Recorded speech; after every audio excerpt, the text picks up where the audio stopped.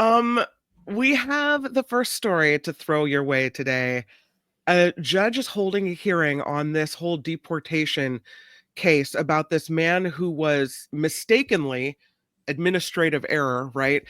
Taken to this horrible prison in El Salvador, a mega prison. And the judge has said that the Trump administration needs to facilitate the returning of That's the Kilmar Supreme Abrego Court. Garcia. The Supreme Court said he needs to Let's facilitate be it, clear. and that they need to go back down to this other judge, for all the particulars. But Trump has actually said, he sat next to the president of El Salvador yesterday saying, this guy's not coming back and we don't want him back. And they have no intention of bringing him back. So this kind of sets up a constitutional crisis, Not if you kind will. of. It does set up a constitutional crisis. And let's go further.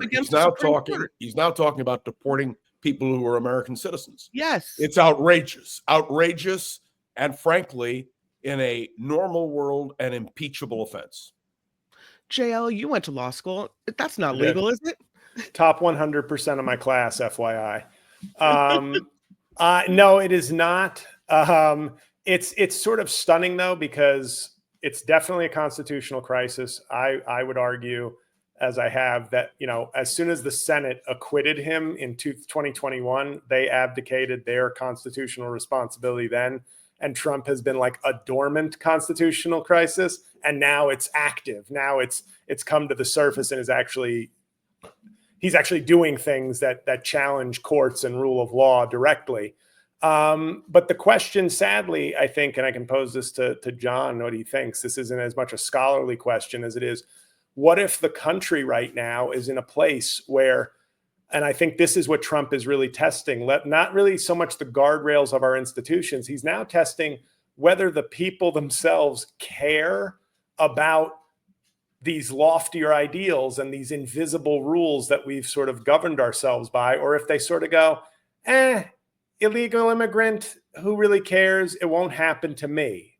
And I think that's the danger to me of like, are we going to just are enough people going to sort of accept this or not fight back the way they should to something like this? That it's too abstract for some people. I agree. The real question, though, if I may be so bold, is whether the president of the United States will defy the Supreme Court. Yeah. What makes it a constitutional crisis is not the circumstance. It is the decision by the president not to comply with a court ruling.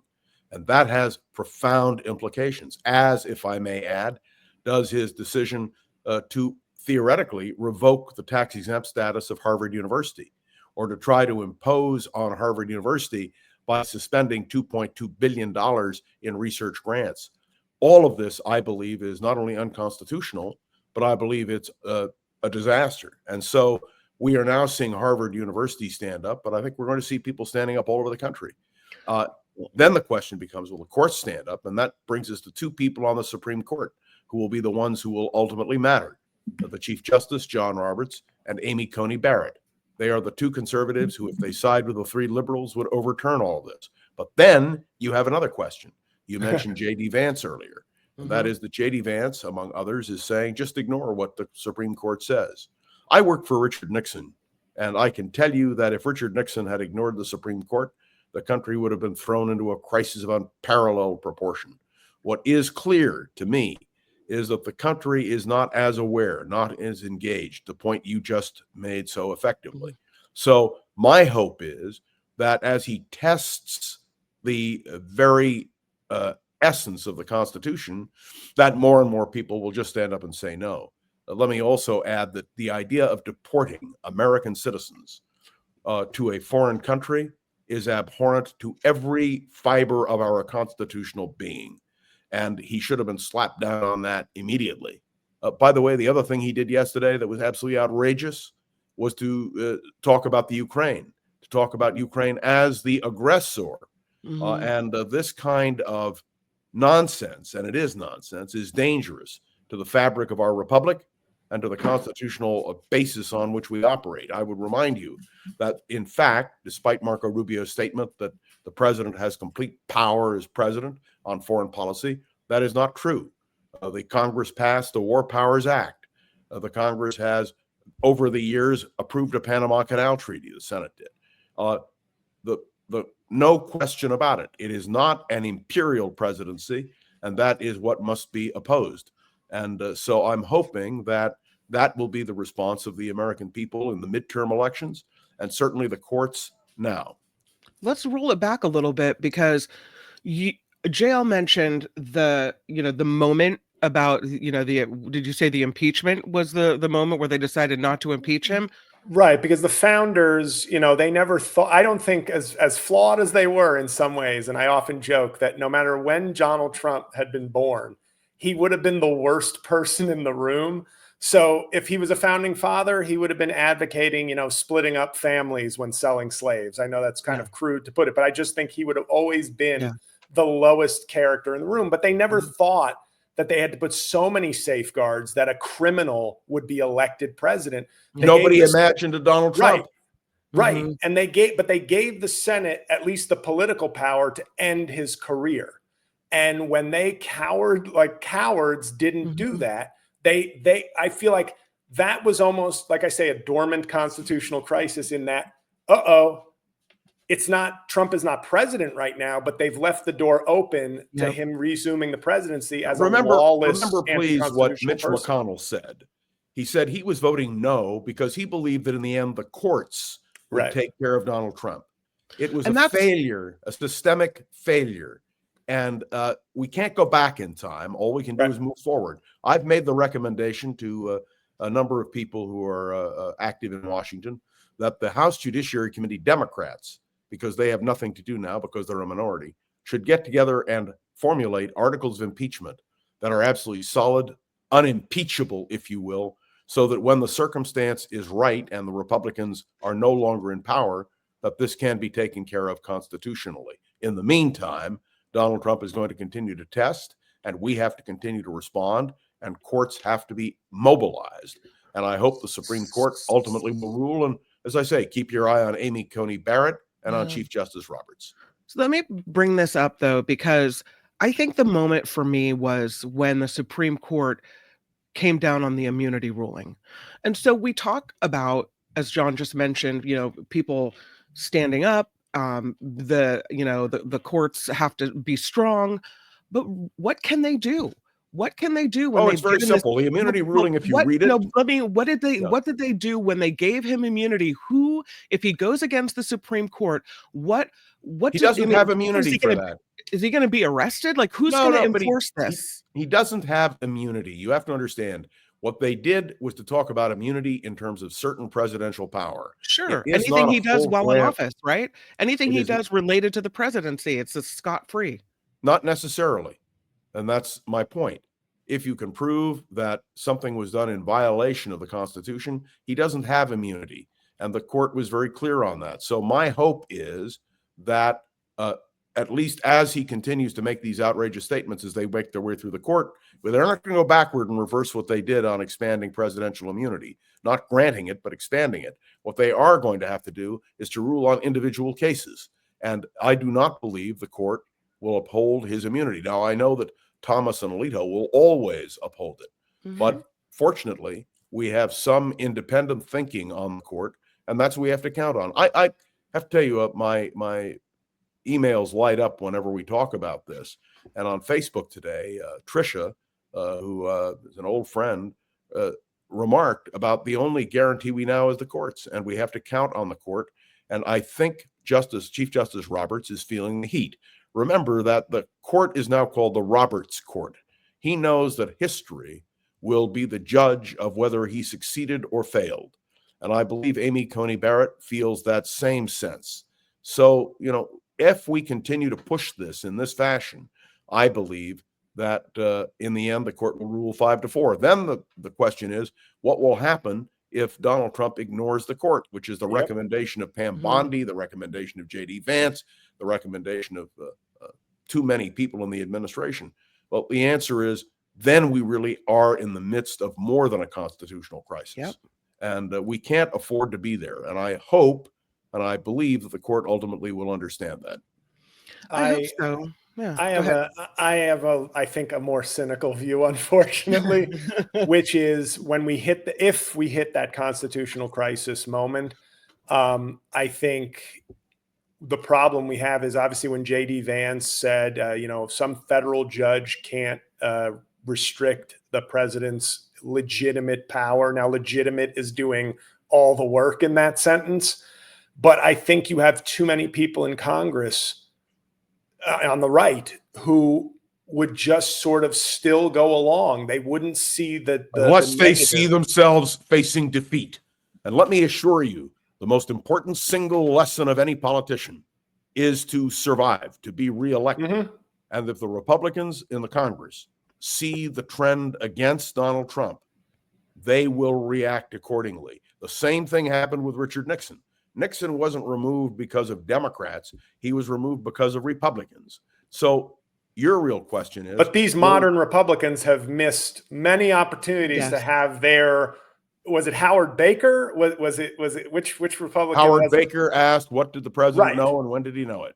Oh, but I mean, like, I forget which. I think maybe Goldwater met with him and was like, we don't have the votes. Goldwater, as the Republican veteran, John Rhodes, who's the leader of the Republicans in the House, and Hugh Scott, who was the Senate leader for the Republicans, met with Nixon. But you understand what killed Nixon. We've missed so many of those moments already where it seems like Republicans should have had a moment to say. But I can't go backward. I can just go forward. I know. But the question becomes, past this prologue would be my retort that I don't know. See my retort to you is that if that's the case, then America as we know it is finished. Yes, and that's what I've been saying. Yes. We've come to the same conclusion. I refuse to accept that. No, I understand, and I don't want to accept that, but I feel like it's now a much greater possibility than I thought 10 years ago, certainly. Yeah. I agree. Yeah. But again, there will be restraints. Trump is pushing limits.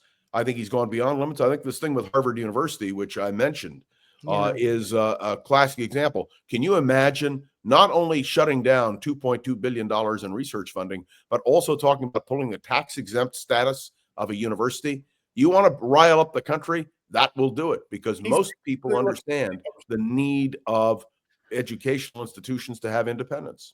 You see it already, though. I'm sorry, go ahead. Well, I was just going to say, what I find so interesting about the MAGA movement and their relationship to maybe law enforcement and higher education is he basically wants like a consent decree for Harvard, where it's like, we get to monitor everything. We get to just dig into everything to make sure you're complying exactly with what we want. Yet when law enforcement somewhere, has a pattern of like physical violence and abuse, they're like, nothing to see here. We're abandoning those. And that's why the American people will turn against Donald Trump. I hope so. Oh, I think it's inevitable. I think we will see in the election of 2026, Democrats making major gains. And I think you can already see it. We haven't even touched on the economy and the economic implications. You touch people's pocketbooks, you touch their 401ks. You're talking about a very personal thing. And there's no doubt in my mind, if you're just listening to what the Chinese are saying, that we are seeing it. And now the president is equivocating on his tariffs because he understands there's a backlash. If this president continues to do that, I believe his support base will recede. And that may mean 30% of the country supports him, even 40%. But I'd remind you, when Richard Nixon resigned, 40% of the country still supported Richard Nixon. So, I have to have faith in the American people. If I don't have faith in the American people and in the American democratic system, I believe we're screwed. Yeah, I don't know how much Nixon did this whole intimidation of everyone, but it feels like he tried.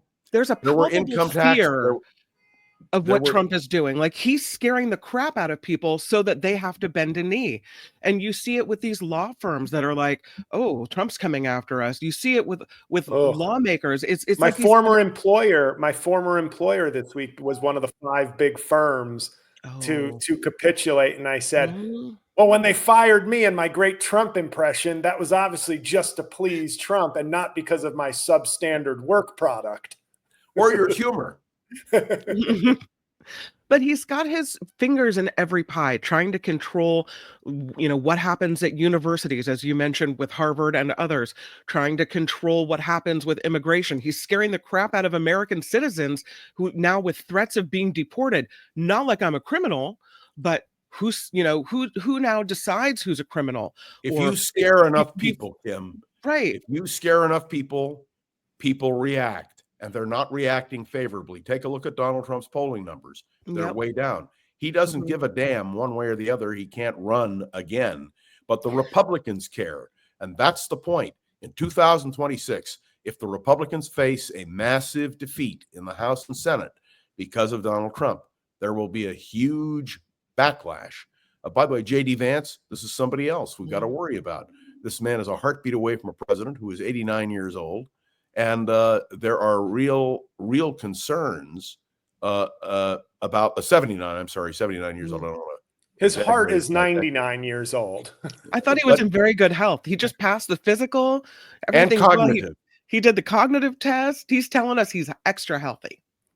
Yeah, he may live to be 200. Yeah. But thank God he can't run for a third term. Although he said he's going to try. They're meeting at the White House to try to get him to try, John Rothmann. No way. 22nd Amendment doesn't work. I'm happy to explain it to you, but the 22nd Amendment forbids it, and just won't happen. I don't know. I mean, what if he does? And you He say can't. he could go, if it goes against the Constitution, that somehow it's enforceable. I don't know. Oh, no. I mean, 22nd this Amendment guy manages to squirrel his way through all kinds of things. I'm sorry. I understand what you're saying. Yeah. And it may make good radio, but it's impossible. You cannot violate the 22nd Amendment of the Constitution, and there's no way for a repeal of the 22nd Amendment. And the only time we've ever had anything repealed was the Prohibition Amendment, and that was repealed in the wave of the Depression. So I don't see it. And even if it were repealed, you understand Harry Truman set the precedent that what the Constitution says when you are inaugurated is the rule. So even if they change the Constitution, which they won't, he would still not be eligible for a third term. According to my pocket Constitution, which I got at Gettysburg, it says you can't be elected to a third term. It doesn't say you can't serve a third term. Is it the 12th Amendment, though, that says if you're ineligible to be president, you can't be on a ticket? You're exactly right, the 12th Amendment. But I'll give you the best example. This first came up in 1964 when Barry Goldwater was nominated for president. And James Reston suggested that Barry Goldwater take Dwight Eisenhower as his running mate, that Eisenhower would then be vice president. And if Goldwater resigned, Eisenhower would be president again. They talked about that with Reagan and Bush. In 88, there was talk of Reagan running for vice president with Bush. These are completely impractical suggestions. They're not things that are substantive. And you're right about the 12th Amendment. It would forbid his assuming the duties. So it's just not practical. And I hate wasting time on it because I'm sorry. I have worries. I know you have worries, and that's what Donald Trump wants you to do. He wants you to worry. We got to stay focused on what this guy is doing. And this business with Harvard, this business of suggesting the deportation of Americans, asking countries to build bigger prisons so we can send our people to those prisons, that would never hold up, by the way, in court. Never, not in a million years, even with a conservative Supreme Court. The deportation of American citizens, impossible. And once you're there, you're never coming back either.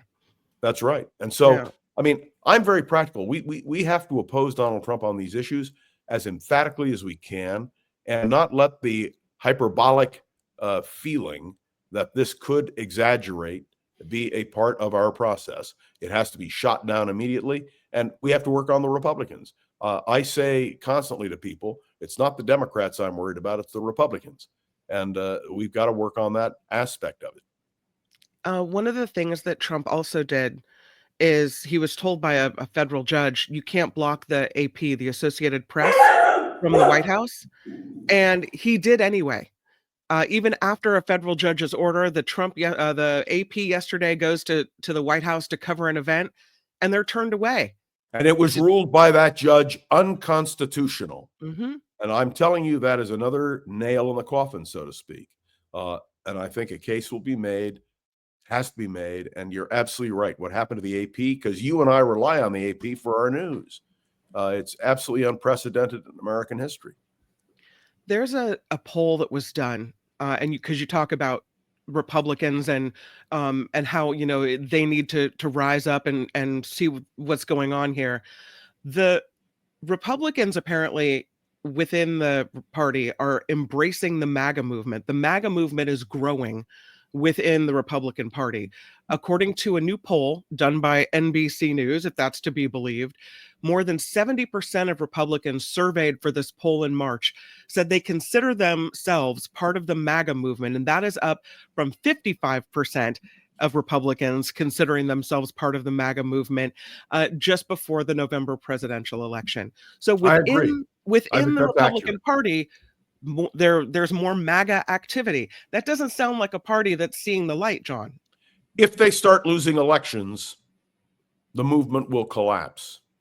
And that's the goal. But you can talk to a Liz Cheney, for instance, who's been completely excluded from everything, or an Adam Kinzinger, or a Chris Christie. I mean, you can get down the list.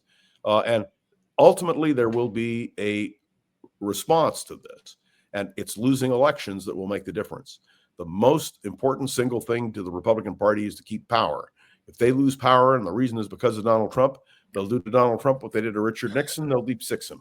But what if I may, because I'm just thinking in terms of the midterms, I obviously cyclically, there's always a blow. There's usually a blowback of some kind. I know Biden didn't suffer the midterm losses they thought he would, but assuming there's a cyclical amount of change, but not the Obama 2010 or LBJ 66, where it's like this huge backlash of like 60 seats. And I think gerrymandering has sort of helped that in terms of reducing the chances that you have some historical backlash. What if it's only 20 seats? The Democrats take the House. They now have investigatory powers, but it's only like 20 seats change. So it's significant, but it's not this, mandate historically to say, oh my God.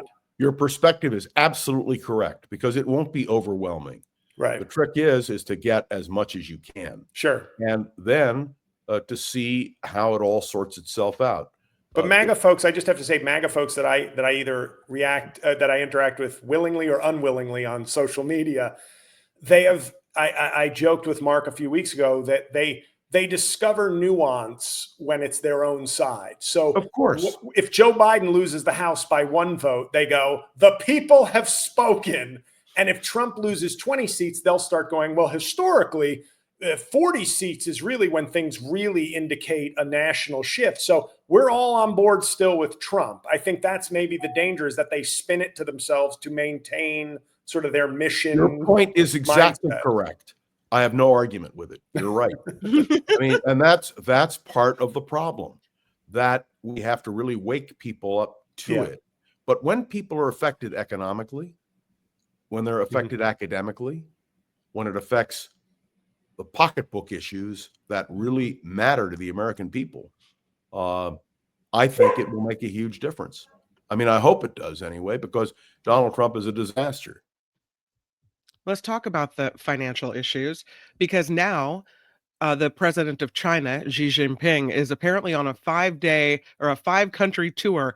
He's going to the countries that are the hardest hit by the Trump tariff debacle. And Trump is saying that Xi is out to screw America.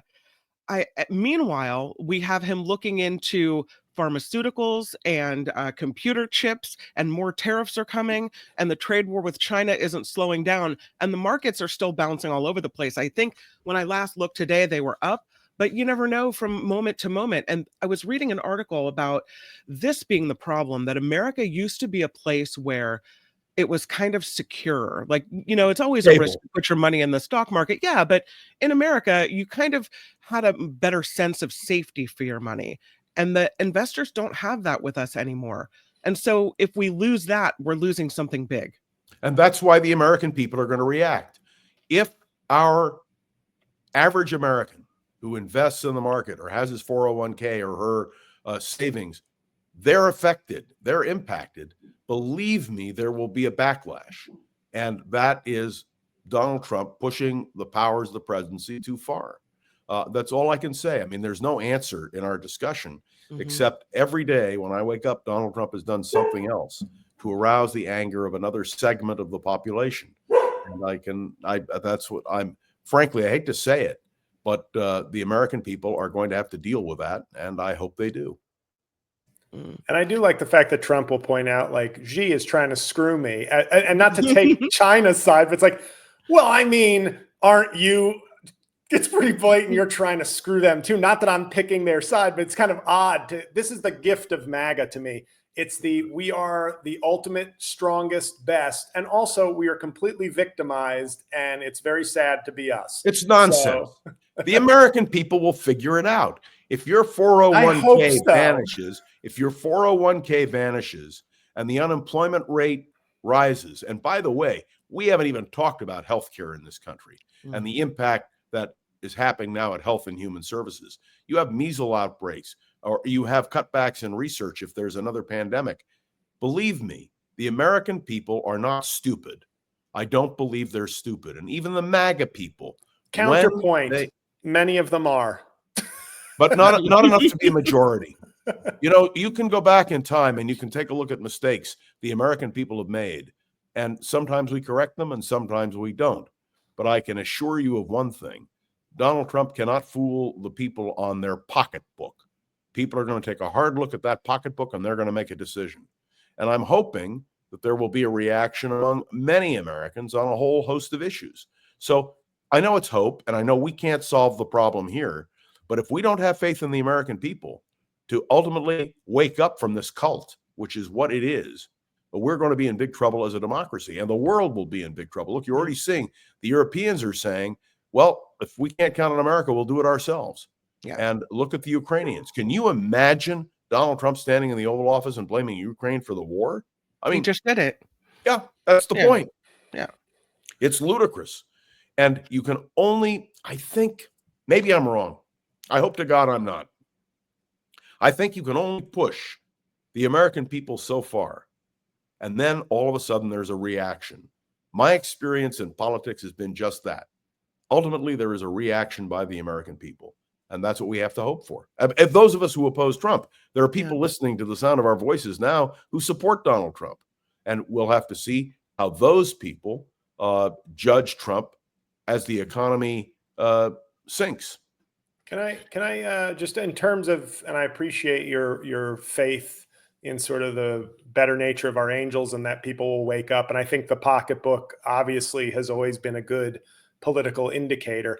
I think what gives me, let's say we move past the MAGA movement and we come out relatively unscathed historically and things sort of settle back to some kind of normal. What bothers me about this is that we're still not going to be a country that can handle things like climate change. Like, in other words, if we, you're right. And that's the sort of thing when I say to you, like, I don't think I have faith in the American people. I think maybe we can move past the MAGA moment. That's important. But the other big issues that require long-term thinking, I think one of the few people who could probably turn this country to fight climate change is Donald Trump, because he has such a bizarre Rasputin-like hold on people. Like, he got people to start buying Tesla. They started buying electric vehicles because of him. I know, that's what I'm saying. Without somebody like that, I feel like we're never going to make the progress we need to make. I got to tell you something. Maybe you're right. And maybe I should just give it up. Maybe I'll cancel my podcasts and stop appearing on the Mark Thompson You give it up, program. we're done for, John. That's the whole point. Those of us who have a voice need to raise our voices. We need to educate people. I speak in as many places as I can, and I speak responsibly. And it's amazing to me the number of Trump people who come up to me and say, you're right, we made a mistake. That has to be the constant drumbeat message. And with climate change, I couldn't agree with you more. What's happening in the world is a disaster. You and I will not live long enough to see the full impact of what is happening. But I believe in the end, the American That's a real downer. Jeez. Now I'm thinking about my death. What gives? No, I'm talking about my immortality here. The beauty of our business is we never go away. They can replay this for generations. And look, Trump digs coal. My God, doesn't he understand? But of course, the American people will wake up. They have to wake up. And we have to keep pushing them and keep alerting them and keep raising issues. I have worries about, though, what happens, as JL mentioned, after this MAGA movement settles down or goes away or fades away, whatever. It's looking at this story about Xi going to Vietnam, Cambodia, Malaysia.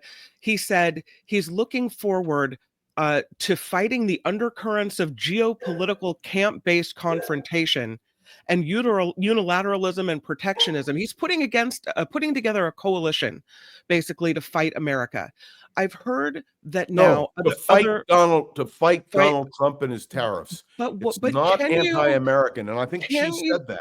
Can you really make can you tear Trump apart from America? Because Americans voted for him, right? And let me just say this, you hear even in other countries where political leaders are wondering, can we trust America anymore? You're right. And that's, I always remind people, the Republican Party was traditionally a free trade party. When Ronald Reagan talked about his administration, he talked about the free trade zone between the United States, Canada, and Mexico. I believe that ultimately we will come to our senses, and that's what we have to keep emphasizing. I guess it doesn't work economically or politically. Even if we come to our senses, the rest of the world isn't going to trust us anymore. How do you unspool that? After Trump goes away, how do you even that out? Very simply, the world didn't trust Richard Nixon particularly. And when Nixon left, Ford came in, and there was a renewal of trust in America. One of the things, remember, the Republican Party grew in part out of the know-nothings, the disaffection of the 1850s, and yet the Republican Party transcended that.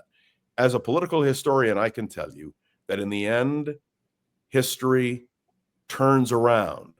And I don't think the Republican Party will control the MAGA movement. I'll even go so far as to say, if the economy has huge implications, if there is a collapse, the MAGA movement will be finished. Just like the Tea Party movement fell by the way.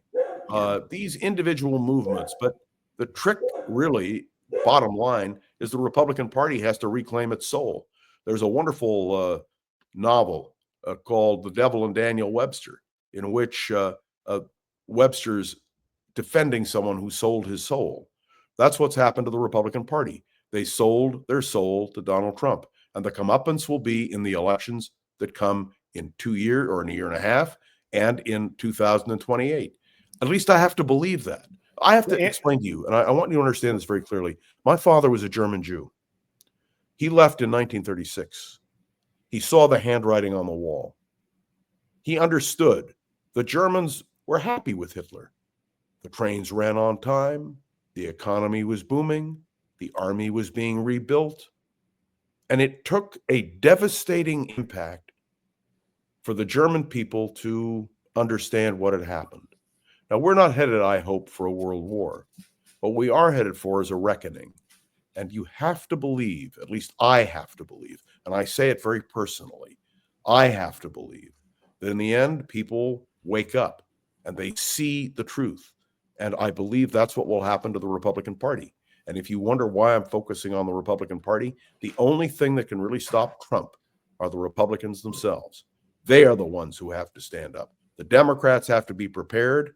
We have to find new leadership for the Democratic Party, but the Republican Party is going to have to find new leadership as well. And so the hope is, maybe I'm wrong, just as the isolationist movement died in the face of what happened in Europe in the 1930s, that the MAGA movement will die here in the United States based on the record that the MAGA movement has. It doesn't mean all MAGA Republicans will vanish. It doesn't mean there won't be a voice in the Republican Party. But let me explain to you, if I didn't have hope, I couldn't sit here with you. I couldn't teach the courses I teach, or give the lectures I give, or do the podcast that I do. I have to believe that in the end, the American people will come to their senses. Our job, as I see it, and the reason why I volunteer on the Mark Thompson program once a week, is that I'm hoping that my voice will resonate in some way with the people who need to be broken from the Trump cult. And I've got to live my life on hope. I won't live my life in despair. I simply refuse to do that. Yeah.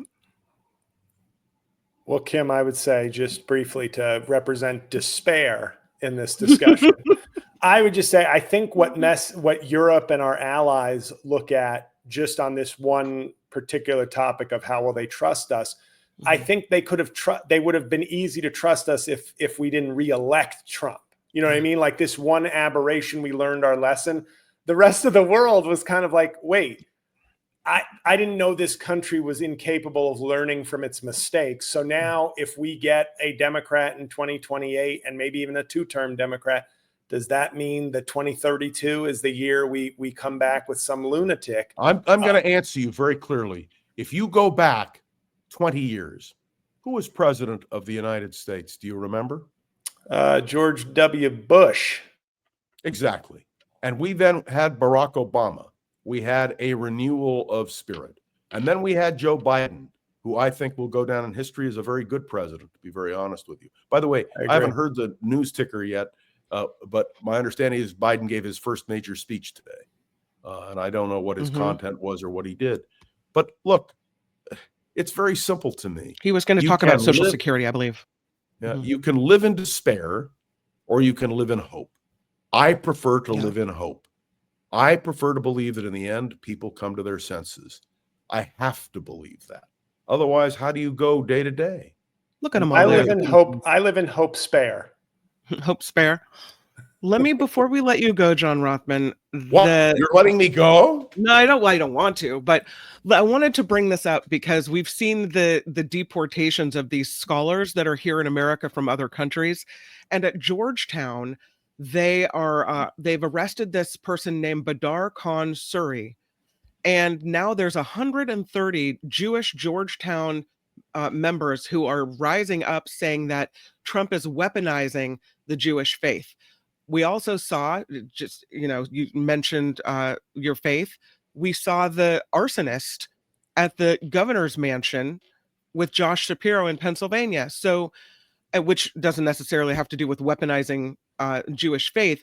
But I love that Jewish people are standing up for folks that maybe disagreed with them in the times of protest. And they're standing up for what's right as far as letting these people have the right to say it, even if they disagree with it. Look, I gave a lecture when Trump first came up with this nonsense, in which I absolutely defended the ability of people who support Hamas to speak out. And I used as an example a friend of mine who was the national president of the Israel Students Association, a student at UC Berkeley, very outspoken in his views, a student on a student visa who, by the way, went to school, but also worked to organize. Had he been expelled for his political views, the country would have risen up, at least the Jewish community would have. My attitude is, I don't mind if Hamas speaks out. I would rather have them speaking out so I know who they are. But the idea of removing people or using a cloak of anti-Semitism, fighting anti-Semitism, this is not a cloak of fighting anti-Semitism. This is a cloak of blasting Trump's own people, the people who supported it, who oppose him. We cannot be confused by that. And just so you know this, JL, I've been very active in the Jewish community for over half a century. I was a leader in the Soviet Jewry movement and the pro-Israel community. I've dated some Jewish women. I don't know if that means I was active in the Jewish community as well. But I'm glad to see, if you'll pardon a bad pun, you injected yourself into the Jewish concerns. Forgive me for that. But I figured, what the hell, I ought to show that I have some sense. Yeah. But anyway, I want everyone to understand this very clearly. What Donald Trump is doing is antithetical to everything Jews believe. And I am delighted when Hamas speaks out, because if they didn't speak out, how would you know how hateful they are? I don't believe in banning political opponents. I believe in giving them plenty of room. When I was on KGO, I spent an evening with David Duke, the former grand muhaha of the Ku Klux Klan. And he used every anti-Semitic slur, every black slur. And people said, why are you doing that? And my answer was, because if you listen to them, if you understand the hate that they project, then you can deal with them. And when I hear Palestinian students and people on the left and the right saying, from the river to the sea, Palestine will be free. Remember, the river is the Jordan, the sea is the Mediterranean, and everything in between is Israel. And the simple truth is, that's hatred, and it needs to be fought. But I don't like the Trump administration abusing and using the fact that there is a rise in Jew hatred. I won't call it anti-Semitism. Let's call it what it is, Jew hatred. The fact that they would use that as a cover for their political nefarious views is, to me, appalling. And I can say that as someone who is active in the Jewish community, who was once active in the Republican Party, who has been very active in the Democratic Party. I've been all over the place, and that I find extremely offensive. And may I say, 3 cheers for Harvard for standing up and telling Donald Trump to butt out. Get out, because what he is doing now in terms of using this cover for the ability to control academia is absolutely ludicrous and needs to be fought, because believe me, if he succeeds on this, America really is doomed. And so we've got to fight for it. We've got to fight for what America stands for, freedom of expression. I listened the other night to Norman Corwin's recording on the Bill of Rights. We hold these truths. It was made in 1939. It is a power, or 1941 rather, 1940-41, powerful statement about the Bill of Rights. That's what I embrace. The Bill of Rights in this country guarantees all of our individual liberties. And when you have a president of the United States who opposes the Bill of Rights, we've got a big problem. So we've got a battle for American democracy. This really is what Joe Biden said in one of his last major speeches to the American people, a battle for democracy. And I believe that with every fiber of my being. And as long as I have a voice, I'm going to speak out loudly. And to Trish, who emailed me the same thing today or on Facebook, she was absolutely right. We cannot be silent, and we will not be silent. John Rothmann, thank you for joining us. We appreciate it. My pleasure. Nice we'll to see meet you next week. Back to Wednesday for you next week, sir. See, I'm always being shuffled around. No That's consideration at all. That's My it. pleasure. Have a good one. Bye, John Rothmann. Thank you. Hi, it's Mark, and I thought that was great. Hit the notification bell. You'll know whenever there's a new video being dropped, and please subscribe to our channel to help us save the universe.